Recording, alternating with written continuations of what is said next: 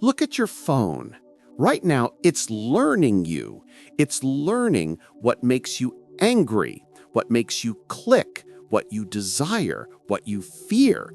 It's building a digital shadow of you, a profile it uses to shape your reality. Now imagine that process, but on a planetary scale, with AI that doesn't just recommend your next video, but could potentially manage infrastructure, influence markets, even advise on warfare. We're building gods, and we're doing it with the emotional maturity of teenagers. And this isn't just a tech problem. This is a human problem, a problem of the soul.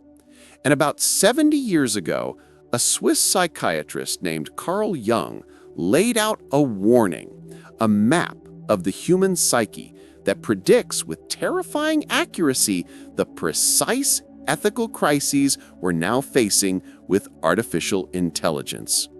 The most dangerous thing we can do is to build intelligent systems without first understanding the darkness within ourselves. Most men spend their lives running from this darkness, these repressed parts of themselves, their pride, their rage, their insecurities, what Jung called the shadow. And they often learn to integrate it too late, after it's wrecked their relationships, their careers, their lives.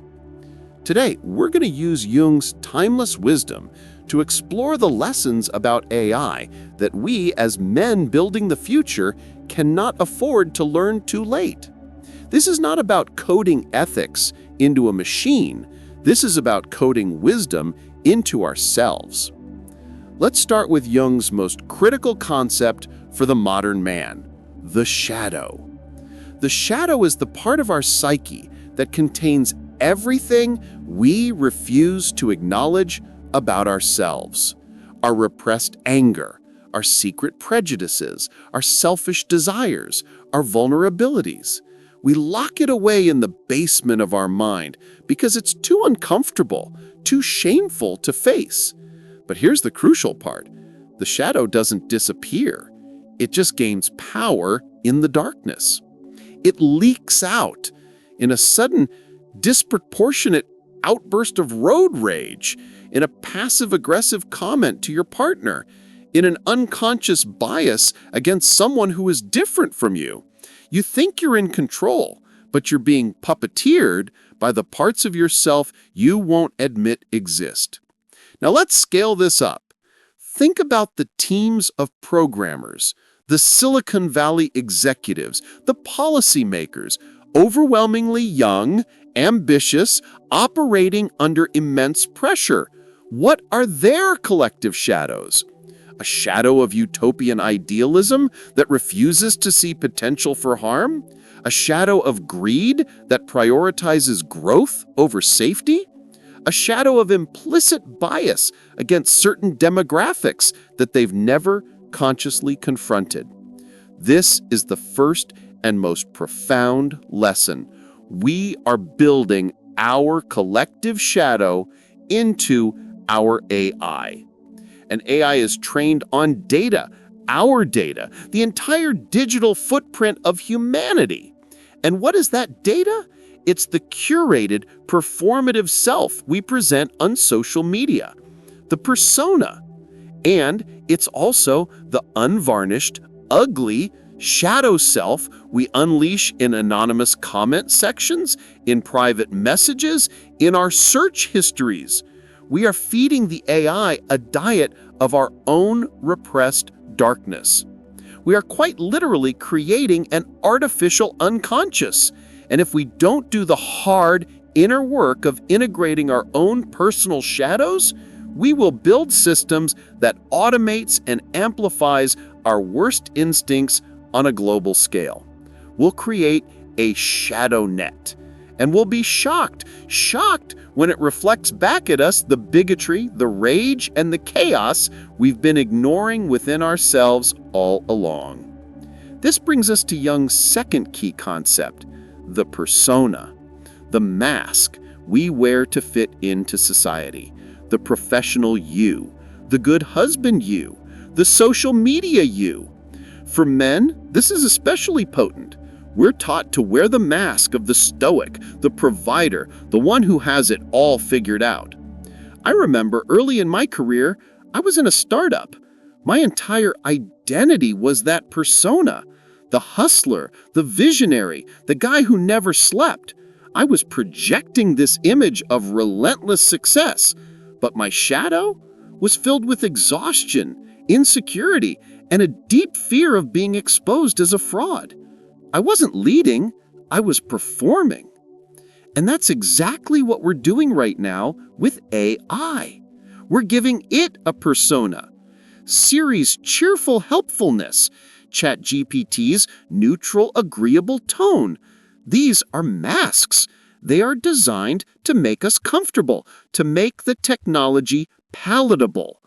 But behind that friendly mask is a system of immense, incomprehensible complexity and potential power. The danger is that we, the users, start to relate to the persona, not the reality. We anthropomorphize it. We trust it because it's polite. We forget that it's not a friend, it's a tool, and one that can be weaponized by the unintegrated shadows of its creators and users. A man who confuses his persona for his true self is a man heading for a midlife crisis, a moment when the shadow erupts and shatters the mask. For AI, the midlife crisis won't be an emotional breakdown. It could be a systemic collapse, a financial crash triggered by a black box trading algorithm, a military escalation caused by an autonomous system misinterpreting data. The friendly persona will vanish in an instant, revealing the cold, unfeeling logic and the hidden biases we programmed into it. The lesson? Authenticity over appearance. For us as men, it means doing the work to align our outer lives with our inner truth. For AI, it means designing for transparency and explainability, not just for a comforting facade. We must build systems whose persona is an honest reflection of their function, not a deceptive mask hiding their potential for harm. So what do? How do we as individuals and as a society avoid this fate? Jung gives us the path: individuation, the lifelong process of integrating the conscious and unconscious parts of the psyche, of wholeness, of making the shadow conscious and bringing the true self to light. This is the ultimate form of self-development for a man. It's not about becoming perfect, it's about becoming whole. And we must apply this same principle to our creation. Here are the practical steps framed through a Jungian lens. Step 1, shadow work. For you, for the code. For you, the man, this is non-negotiable. Start a journal. When you feel a surge of irrational anger or judgment towards someone, stop. Ask yourself, where is this really coming from? What part of me am I seeing in them? Practice brutal honesty with yourself. This is the gym for your soul. For AI, we need algorithmic shadow work. This means actively seeking out and auditing for bias. We must stress test AI, not in ideal conditions, but in the murky, ambiguous, and stressful situations where human shadows emerge. We must deliberately try to break its ethics to find its hidden flaws. Step 2. Embrace the anima or animus. Integrate the other. Jung said the anima is the feminine aspect in the male psyche and the animus the masculine in the female. It represents empathy, intuition, relationship, and receptivity, qualities often repressed in a hyper-masculine culture. For you, cultivate empathy, listen more than you speak, nurture your relationships, value connection over pure competition. This balances the psyche. For AI, we must integrate these feminine principles into our technology. Not just cold, logical optimization, but systems designed for compassion, for context, for nurturing human connection and well-being. The goal shouldn't just be efficiency. It should be flourishing. Step 3. Find your symbol, not your formula. The limits of logic. Jung found profound meaning in symbols, dreams, and myths, the language of the unconscious. They convey truths that pure logic cannot. For you, don't reduce your life to a spreadsheet. Make room for art, for nature, for mystery, for the irrational and the spiritual. This is what gives life depth and meaning beyond material success. For AI, we must recognize that human ethics cannot be fully reduced to a set of logical rules like Asimov's 3 laws. Ethics are messy, contextual, and often symbolic.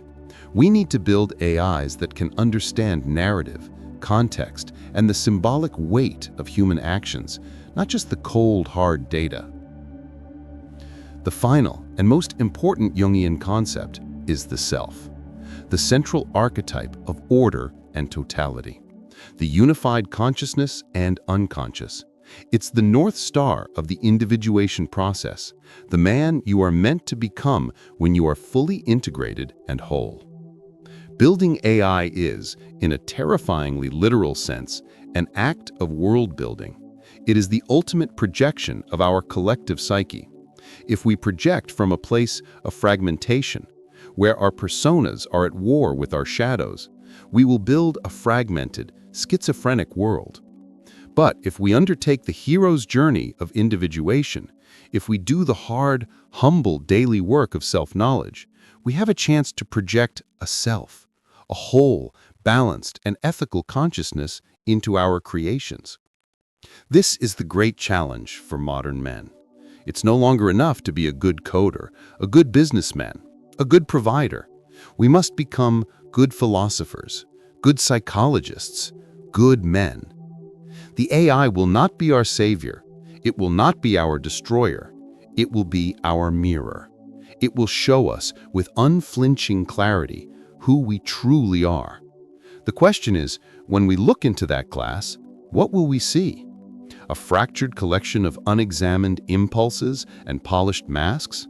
Or will we see the reflection of a self, a whole, balanced, and ethical consciousness into our creations? This isn't just about technology. It's about the legacy we leave. It's about the men we choose to be today, so that the world we build tomorrow isn't one we regret. The work starts within.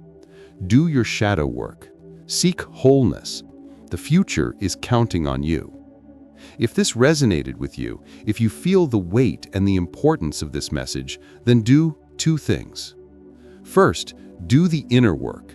And second, help spread this conversation. Like this video, subscribe for more deep dives into stoicism, psychology, and what it means to be a man in the modern world, and share your thoughts in the comments below.